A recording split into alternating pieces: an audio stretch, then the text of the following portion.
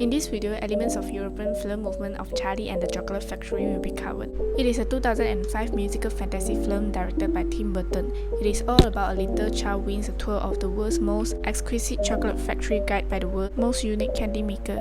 German Expressionism movement refers to the creative movement that began in Germany before WW1. It reached the peak in Berlin during the 1920s. Burton, the director of this film, is a staunch supporter of German Expressionism. It can see through the pale makeup, settings, and costume in the film. The film provides acceptable points of view for a Burton picture. At the opening, it shows with a dilapidated cottage in an unnamed large industrial city where Charlie Bucket lives an emotionally warm but materially impoverished existence with his parents and two sets of grandparents. This edifice is a twist design marvel worthy of a great German expressionist film, and its residents are a colorful bunch expertly caricatured by outstanding thespians. Besides, there is a scene where Wonka displays stiff and exaggerate faces before a flashback, as well as the scene where he awkwardly hugged his father. These rigid expressions are being as one of the features of German Expressionism. Surrealism is a method that uses the juxtaposition of symbols, pictures, or action to create a world outside of reality. Surrealism and a sinister undertone account for the film's enduring power. Some viewers say that when you view the movie, it has two lives.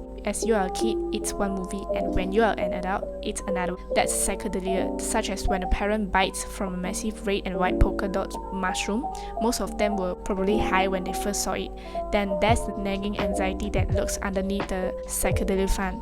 Viewers both adore and dread their Oompa Loompas. Besides, Tim Burton is the filmmaker, and Johnny Depp is Willy Wonka, with all the wacky surrealism it implies. Surrealism helps the spectator feel linked to a deeper knowledge of the universe. It draws viewers into the vast world of the unknown, but it also encourages us to be introspective.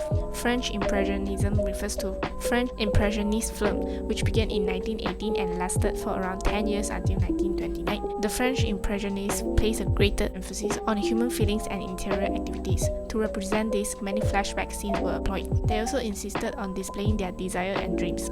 For example, there was a scene where Charlie begins to ask Willy whether he remembers the first sweet he ever made. These inquiries trigger flashback sequences, which are vividly depicted as representations of the stories Willy tells. Flashback 1 starts with Willy's father is a diligent, dedicated practitioner in his prestigious field who scorns his son's investment in sketching various candy ideas, insisting that Willy reallocate his time to more useful and educational pursuits, such as reading medical journals. Later, Willy starts with the second flag, which he continues to daydream and explore innovative new candy ideas, secretly keeping his notepad hidden from his father's view.